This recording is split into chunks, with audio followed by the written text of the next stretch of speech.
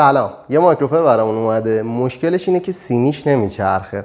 با هم دیگه امتحان میکنیم. داخلش یه لیوان آب گذاشتیم و میخوایم تستش کنیم. اگه دقت کنید لیوان تو همون نقطه‌ایه که قرار داره و سینی نمیتونه این لیوان رو بچرخونه. با ما همراه باشین تا بهتون بگیم که کدوم از قطعات وقتی خراب بشه سینی مایکروفرمون نمیچرخه.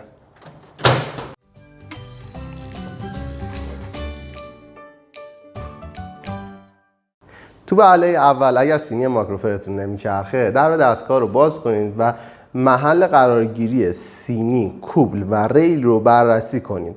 اگر سینی به درستی روی کوبل قرار نداشته باشه، سینی مایکروفر نمیچرخه.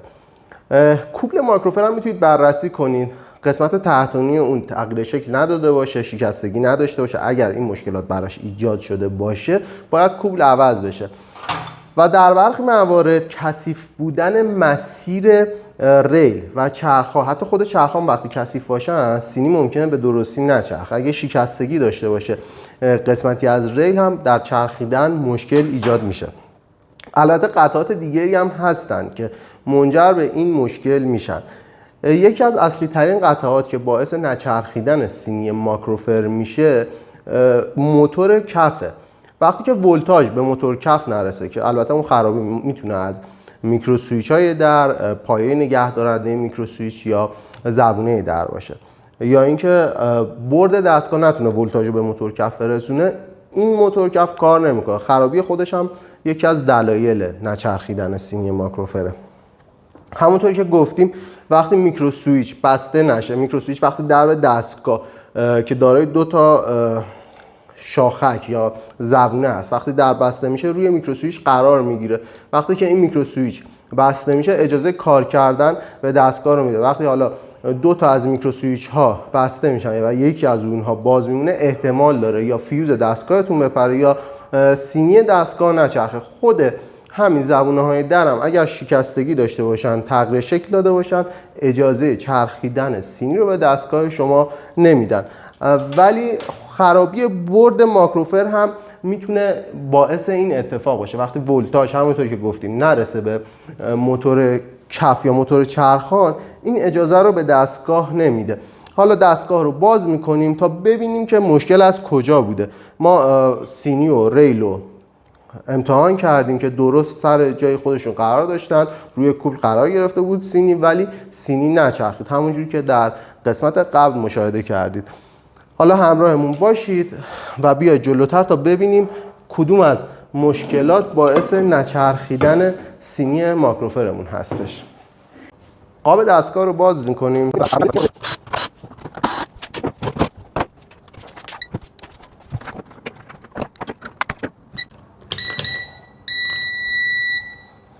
کنید اینجا 3 تا میکرو سویچ داریم که وقتی که بیاید جلوتر بهتون نشون بدم. نکنید وقتی این زبونه، الان نکنید این زبونه اصلا شکسته و وجود نداره اینجا.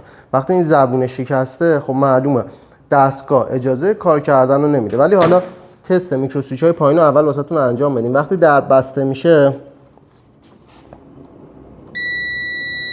نکنید روی حالت اتصاله، ولی وقتی در بازه هیچ صدایی از بیزر مولتیمتر شنیده نمیشه. ولی همون قسمت بالایی، میکرو سویچ بالای هولدر رو اگر چک کنیم، نکنید در حالت اوپن، در وقتی بسته میشه هیچ تغییری ایجاد نمیشه. پس ولتاژ به موتور انتهایی دستگاه نمیرسه، یا همون موتور کف نمیرسه و موتور دستگاه نمیچرخه. حالا برای اینکه بررسی دقیق تری بکنیم، میخوایم ببینیم که چرا این اتفاق میفته.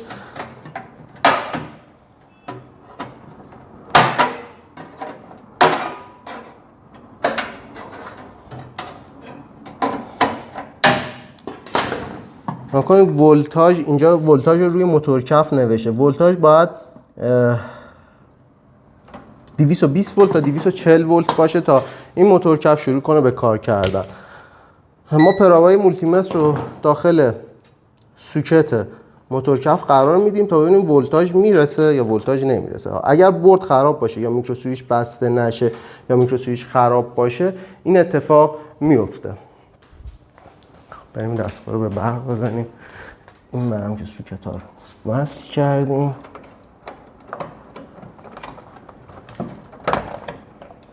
این سوکت هم وصل کردیم.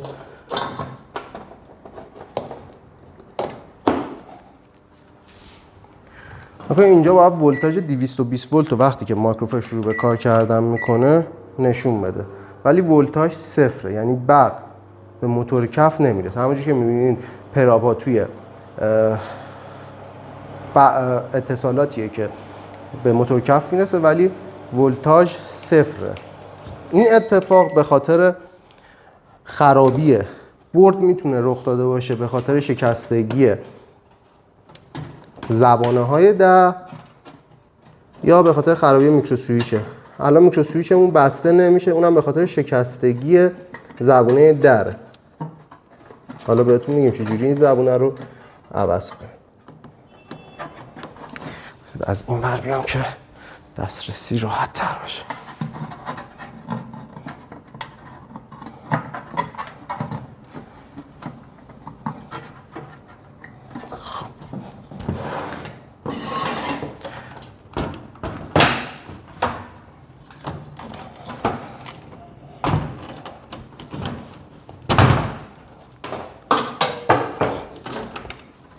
این قاب رو باید باز کنیم تا بتونیم این زبونه در رو عوض کنیم.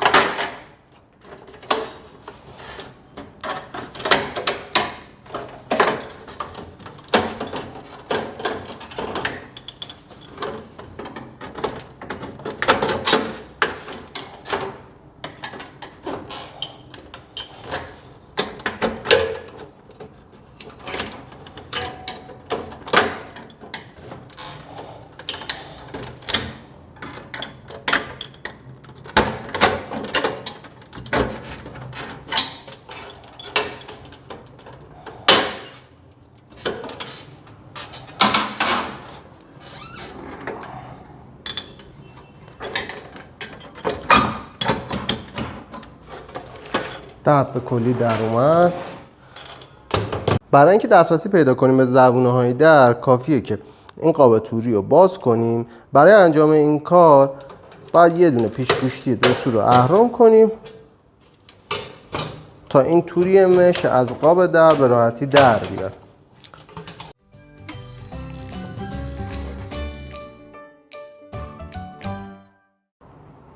بیاید جلوتر تا بهتون نشون بدم.